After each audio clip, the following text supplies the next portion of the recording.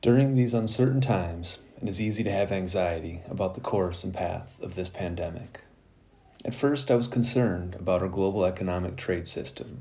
After spending a few days rereading about the history and depth of our trade networks, I realized that was part of my anxiety, but it was not the source. It was the questions I can't answer. How long will this last? What happens if it collapses? That was causing me anxiety. During this reflective, quiet time, I've realized that when analyzing life in this light, it is sometimes easier to find the point and answers when you change the question entirely. If you move away from hypothetical questions of the future and focus on how we are living now, why we are living the way we are living, and whether or not it is the right way to live, some clear answers begin to show. It is in this realm you stumble upon questions that all people in past civilizations have had to answer. You find what old philosophers refer to as the Cardinal Virtues. There are only 4 of these cardinal virtues, but each term must be unpacked a bit to make clear sense of the original meanings from our modern perspective. For when these terms were written in Latin, the words carried different meanings than they do now. Cardinal, for instance, doesn't refer to the cardinals in the church, the bird, nor the directions, but the old meaning of the term, which was to hinge. The cardinal virtues serve as a hinge between civilizations that survive and civilizations that collapse. They hinge between life and death. They hinge between salvation and damnation. The cardinal virtues are prudence, temperance, justice, and fortitude.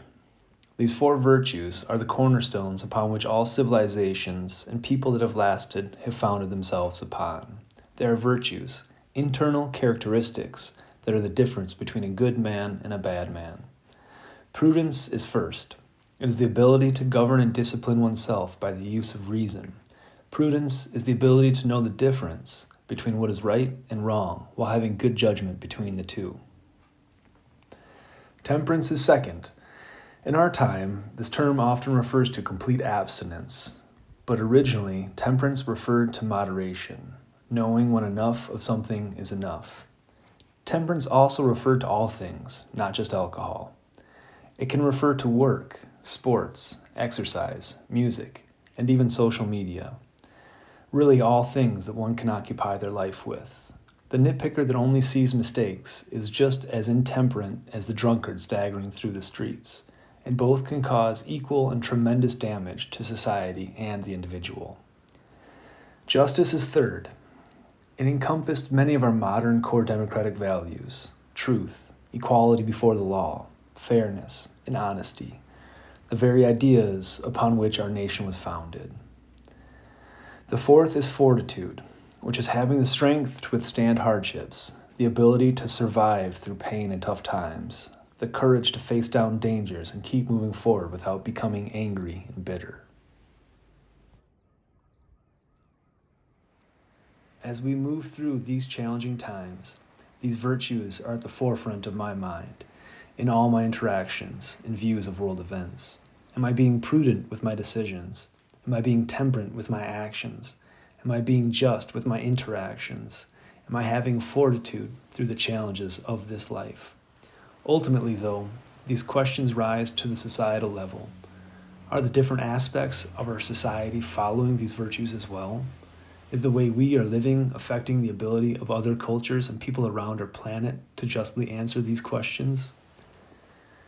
For as Dr. Martin Luther King Jr. stated, in a real sense, all life is interrelated. All men are caught in an inescapable network of mutuality, tied into a single garment of destiny. Whatever affects one directly affects all indirectly. I can never be what I ought to be until you are what you ought to be. And you can never be what you ought to be until I am what I ought to be. This is the interrelated structure of reality. Those words were written by Martin Luther King Jr. while sitting in a jail cell in Birmingham. He was fighting his generation's fight for these very virtues. It is a struggle that all generations must endure as we collectively decide the fabric of our reality and work to create a more just, prudent, temperate, and resilient society. So perhaps this quiet time we all face is a prime moment to reflect upon these virtues. Are they present in our individual lives, within our family structures, or at the societal level? And if not, how can we work to incorporate these virtues? For this reality we all share is nothing more than a collective idea we've all agreed to accept and follow. We have the collective power to make this world, our governments, and our economies to fit any structure we deem appropriate. For when we pass from this life, our asset lists and bank accounts won't matter, but the structure of power, governance, and reality will. Let's be proud of what we have built and passed on. Let us continue on mankind's march toward freedom and equality.